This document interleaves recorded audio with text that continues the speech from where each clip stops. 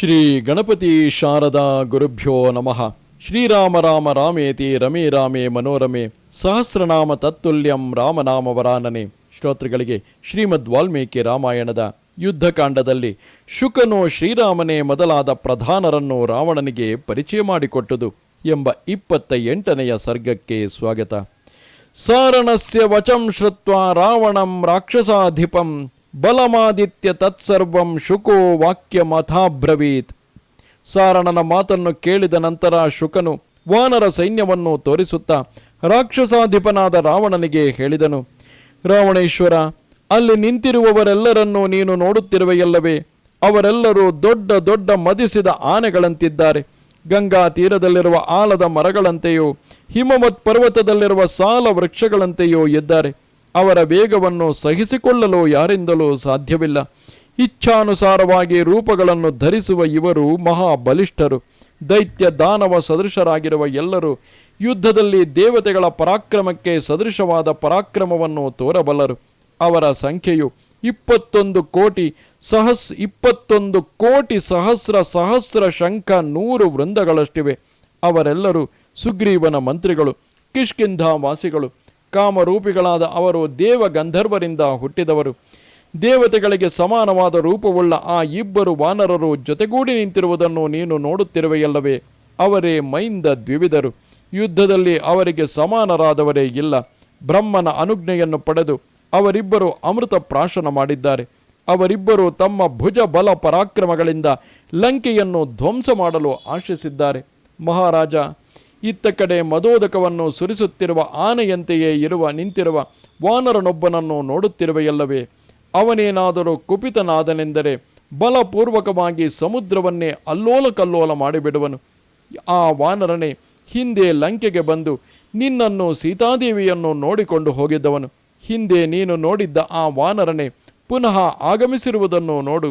ಅವನು ಕೇಸರಿ ಎಂಬ ವಾನರ ನಾಯಕನ ಹಿರಿಯ ಮಗನು. ವಾಯುಪುತ್ರನೆಂಬ ಹೆಸರಿನಿಂದಲೂ ಕರೆಯಲ್ಪಡುತ್ತಾನೆ. ಹನುಮಂತನೆಂದು ವಿಖ್ಯಾತನಾಗಿರುವ ಅವನೇ ಮೊದಲ ಬಾರಿಗೆ ಈ ಸಮುದ್ರವನ್ನು ದಾಟಿ ಇಲ್ಲಿಗೆ ಬಂದಿದ್ದನು. ಬಲರೂಪ ಸಂಪನ್ನನಾಗಿರುವ ಹನುಮಂತನು ತನ್ನ ಇಚ್ಛಾನುಸಾರವಾಗಿ ರೂಪಗಳನ್ನು ಧರಿಸಲು ಸಮರ್ಥನು. ಅವನ ಗಮನವನ್ನು ಯಾರಿಂದಲೂ ತಡೆಯಲು ಸಾಧ್ಯವಾಗುವುದಿಲ್ಲ. ತಂದೆಯಾದ ವಾಯುವಿನಂತೆಯೇ ಅವನು ಎಲ್ಲಿಗೆ ಬೇಕಾದರೂ ಅಡೆತಡೆಯಿಲ್ಲದೆ ಹೋಗಬಲ್ಲನು. ಅವನು ಬಾಲಕನಾಗಿದ್ದಾಗಲೇ ಒಂದು ಪ್ರಸಂಗವು ನಡೆಯಿತು. ಒಂದು ದಿನ ಅವನಿಗೆ ಬಹಳ ಹಸಿವಾಗಿದ್ದಿತಂತೆ.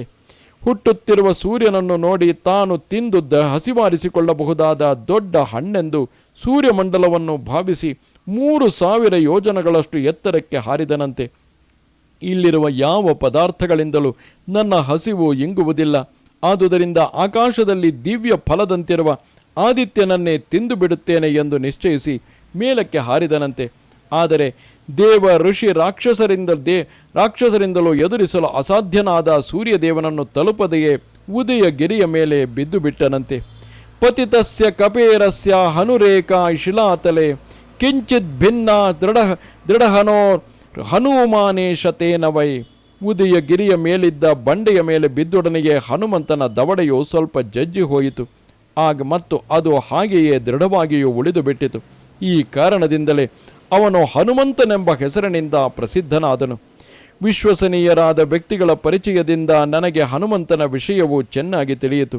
ಅವನ ಬಲ ರೂಪ ಪ್ರಭಾವಗಳನ್ನು ಪೂರ್ಣವಾಗಿ ವರ್ಣಿಸಲು ಯಾರಿಂದಲೂ ಸಾಧ್ಯವಾಗುವುದಿಲ್ಲ. ಅವನು ತನ್ನೊಬ್ಬನ ಪರಾಕ್ರಮದಿಂದಲೇ ಲಂಕಾ ಪಟ್ಟಣವನ್ನು ಧ್ವಂಸ ಮಾಡಿಬಿಡಲು ಇಚ್ಛಿಸುತ್ತಿದ್ದಾನೆ. ಲಂಕೆಯಲ್ಲಿ ನಿನ್ನಿಂದಲೇ ಇಡಲ್ಪಟ್ಟ ಬೆಂಕಿಯನ್ನು ಉದ್ದೀಪನಗೊಳಿಸಿ ಲಂಕಾ ಪಟ್ಟಣವನ್ನೇ ಸುಟ್ಟು ಹಾಕಿದ ಆ ಕಪಿಯನ್ನು ನೀನು ಹೇಗೆ ತಾನೇ ಮರೆಯುವೆ? ಹನುಮಂತನ ಪಕ್ಕದಲ್ಲಿ ಇರುವವನೇ ಕಮಲಾಕ್ಷನಾದ ಶೂರನಾದ ಇಕ್ಷ್ವಾಕು ವಂಶೀಯರಲ್ಲಿ ಅತಿರಥನಾದ ಮಹಾಪೌರುಷದಿಂದ ಕೂಡಿರುವವನೆಂದು 3 ಲೋಕಗಳಲ್ಲಿಯೂ ಪ್ರಸಿದ್ಧನಾಗಿರುವ ಶ್ರೀರಾಮನು. ಯಸ್ಮಿನ್ನ ಚಲತೆ ಧರ್ಮೋ ಯೋ ಧರ್ಮಾನ್ನಾತಿ ವರ್ತತೆ ಯೋ ಬ್ರಾಹ್ಮಮಸ್ತ್ರಂ ವೇದಾಂಶ್ಚ ವೇದ ವೇದ ವೇದಾಂಬರಃ. ಯಾವನನ್ನು ಧರ್ಮವು ಬಿಟ್ಟು ಹೋಗುವುದಿಲ್ಲವೋ, ಯಾವನು ಧರ್ಮವನ್ನು ಯಾವಾಗಲೂ ಉಲ್ಲಂಘಿಸುವುದಿಲ್ಲವೋ, ವೇದವಿದರಲ್ಲಿ ಶ್ರೇಷ್ಠನಾದ ಯಾವನು ಬ್ರಹ್ಮಾಸ್ತ್ರವನ್ನು ವೇದಗಳನ್ನು ತಿಳಿದಿರುವನೋ ಅವನೇ ಹನುಮಂತನ ಪಕ್ಕದಲ್ಲಿರುವ ಶ್ರೀರಾಮನು. ಯೋ ಭಿಂದ್ಯಾದ್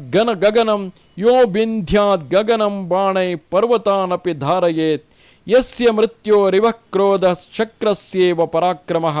ಶ್ರೀರಾಮನು ಬಾಣಗಳಿಂದ ಆಕಾಶವನ್ನೇ ಭೇದಿಸಬಲ್ಲನು, ಭೂಮಿಯನ್ನೇ ಸೀಳಿ ಹಾಕಬಲ್ಲನು.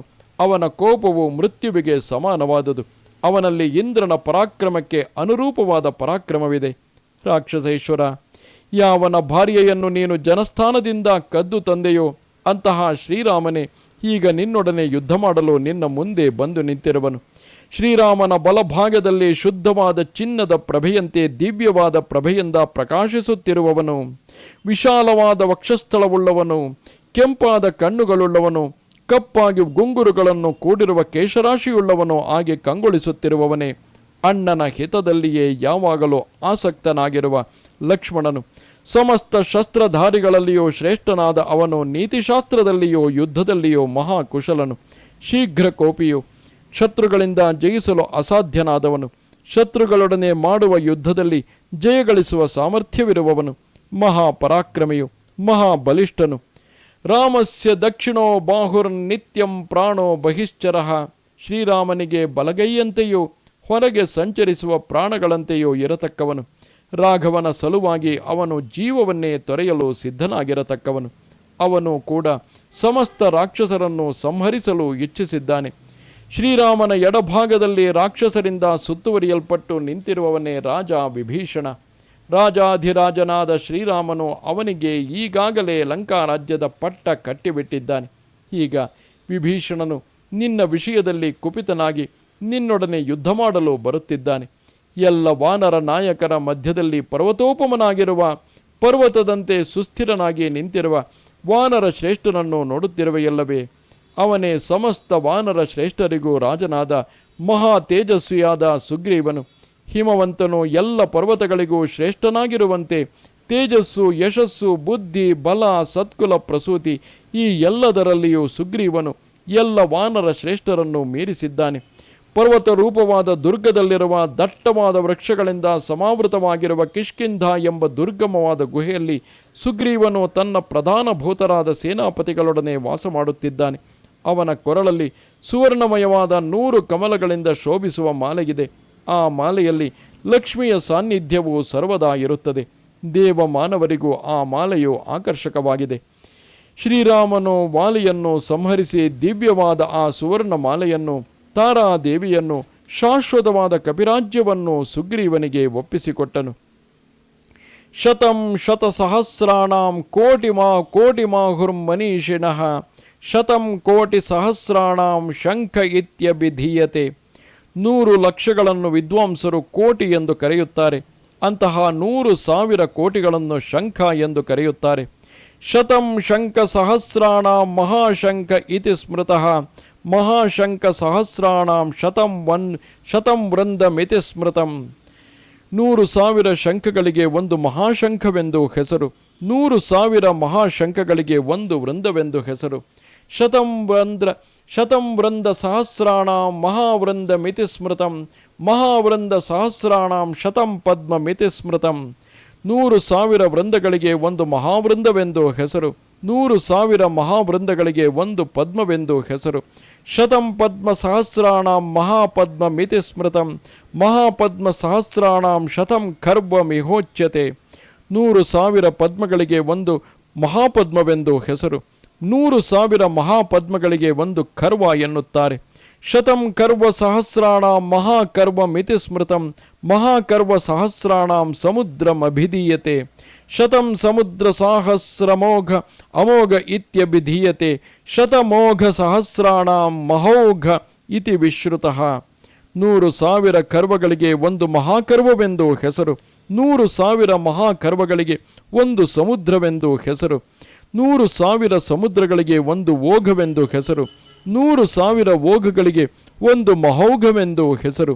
ಹೀಗೆ 1,000 ಕೋಟಿ, 100 ಶಂಖ, 1,000 ಮಹಾಶಂಖ, 100 ವೃಂದ, 1,000 ಮಹಾವೃಂದ, 100 ಪದ್ಮ, 1,000 ಮಹಾಪದ್ಮ, 100 ಖರ್ವ, 100 ಸಮುದ್ರ, 100 ಮಹೌಘ ಮತ್ತು ಸಮುದ್ರ ಸದೃಶರಾದ 100 ಕೋಟಿ ಮಹೌಘ ಸಂಖ್ಯಾತರಾದ ಸೈನಿಕರಿಂದ ವೀರನಾದ ವಿಭೀಷಣನು ಮತ್ತು ಸಚಿವರಿಂದ ಕೂಡಿರುವ ಮಹಾಬಲಪರಾಕ್ರಮನಾದ ಸುಗ್ರೀವನು ಸುತ್ತುವರಿಯಲ್ಪಟ್ಟವರಾಗಿ ನಿನ್ನನ್ನು ಯುದ್ಧಕ್ಕೆ ಆಹ್ವಾನಿಸುತ್ತಾ ಮುಂದಕ್ಕೆ ಬರುತ್ತಿದ್ದಾರೆ.